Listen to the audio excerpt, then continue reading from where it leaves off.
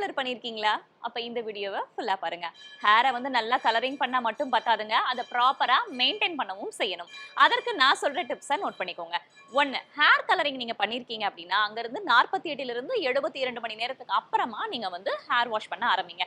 ஏன்னா அப்பதான் அது ஃபுல்லாவே செட் ஆகும். 2வது சல்ஃபேட் ஃப்ரீ ஷாம்பு வந்து யூஸ் பண்ணுங்க. இது உங்களுடைய ஹேரை வந்து ஃபர்தரா நிறைய டேமேஜ் பண்ணாம இருக்கிறதுக்கு யூஸ்ஃபுல்லா இருக்கும்.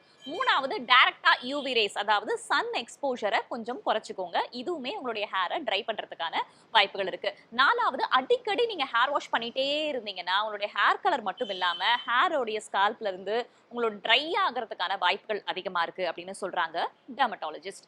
5வது எப்பெல்லாம் உங்களுக்கு வந்து ஸ்பிளிட்டன்ஸ் இருக்கிற மாதிரி ஃபீல் ஆகுதோ அப்பப்ப அதை கட் பண்ணி விட்டுக்கிட்டே இருங்க. ஏன்னா ஸ்பிளிட்டன்ஸ் வரும்போது உங்களுடைய ஹேரும் வீக் ஆகிறதுக்கான வாய்ப்புகளும் இருக்கு அப்படின்னு சொல்றாங்க. இது மட்டும் இல்லாம அப்பப்ப நம்ம ஹீட் பண்றது அந்த மாதிரியான விஷயங்களையும் தவிர்த்துக்கிட்டீங்கன்னா நீங்க கலர் பண்ண ஹேரை நல்லா பாத்துக்கலாம். ஹேர் கலரிங் பண்ணிருக்க உங்க ஃப்ரெண்டுக்கு இந்த வீடியோவை ஷேர் பண்ணுங்க. இது ஹெல்தி டாக்ஸ் வித் வேதா, அறிவோம் ஆரோக்கியம்.